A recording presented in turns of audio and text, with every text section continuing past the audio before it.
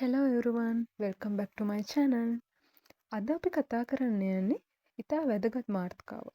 ගර්භණී සමය ගැන. ගර්භණී සමය කියන්නේ මවකගේ ජීවිතයේ ශාරීරිකව මානසිකව හැඟීම් වලිනුත් ලොකු වෙනසක් වෙන ඉතාම වැදගත් කාලයක්.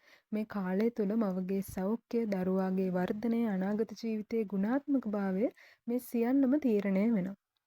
මම හොඳින් කෑම කන්නේ දරුවා හොඳට හැදෙන්න ඕන නිසා. ගර්භණී සමගයේ මවගේ ශරීරය තමන්ට විතරක් නෙමෙයි දරුවටත් පෝෂණය ලබා දෙන්න වෙනවා. ඒ නිසා ගර්භණී මවක් දවසකට කෑම වාර 3ක් 5ක් අතර ප්‍රමාණයක් ගන්න ඕන. ශක්තිය සඳහා කාබෝහයිඩ්‍රේට්, බත්, පාන්, කුරක්කන්, බඩිරිඟු, අල වර්ග මෙමගින් දරුවාව ඉක්මනට වර්ධනයට උදව් කරනවා. ප්‍රෝටීන වලින් මාළු, බිත්තර, කුකුල් මස්, පරිප්පු, කඩල මේ මගින් දරුවාගේ මොළය, ඇස්, අස්ථි පද්ධති සැදීමට ලොකු පිටවහලක් වෙනවා. ෆෝලික් අම්ලය, කොළ පලා, මුං ඇට, දොඩම් දරුවාගේ මොළයේ හා ස්නායු පද්ධතියේ තියෙන දෝෂ වළක්වනවා. යකඩ, නිවිති, රතු මස්, පලා, රතුබත් රක්තහීනතාව වළක්වනවා.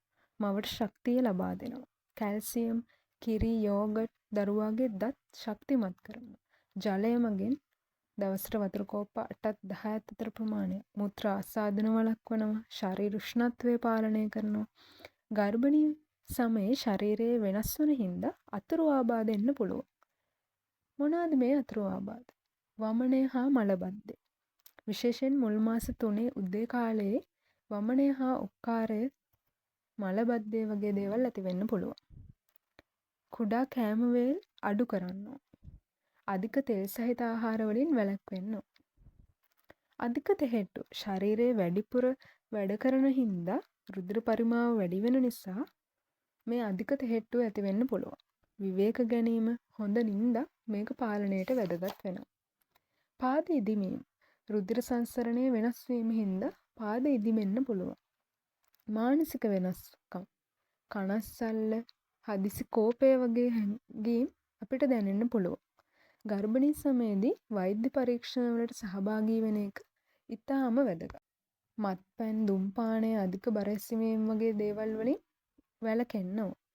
ව්‍යායාම, ඇවිදීම, යෝගාශ්‍රිත ක්‍රියාකාරකම් කරන්න ඕන.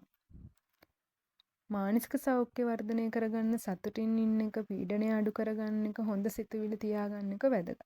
මොකද මවගේ සිත දරුවටත් බලපානවා. ගර්භණී සමය කියන්නේ මවක් තවත් ජීවිතයක් සුරක්ෂිතව බිහි කරන්න සූදානම් වෙන කාලය. මේ කාලයේ හොඳ පෝෂණයක්, හොඳ සෞඛ්‍ය පුරුදු, හොඳ මානසික තත්ත්වයක් තිබුවොත් දරුවාව සෞඛ්‍ය සම්පන්නව මේ ලෝකයට බිහි කිරීමට හැකියාවක් තියෙනවා.